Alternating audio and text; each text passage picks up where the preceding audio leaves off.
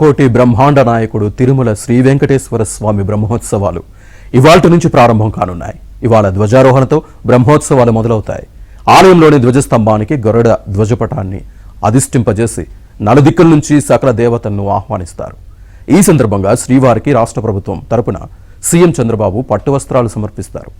రాత్రి 9 గంటలకు పెదశేష వాహనంతో మొదలై అక్టోబర్ 2న రాత్రి అశ్వవాహనం వరకు మాడవీధుల్లో వాహన సేవలు కన్నుల పండుగగా జరగనున్నాయి.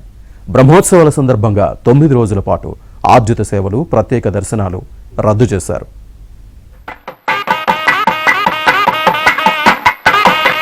మనం స్మరించి నమస్కరించేటప్పుడు కూడా గరుత్మంతుణ్ణి ఎవరైతే ప్రార్థిస్తారో, నమస్కరిస్తారో వారికి సకల శుభాలు కలుగుతాయని, దీర్ఘకాలం జీవిస్తాం.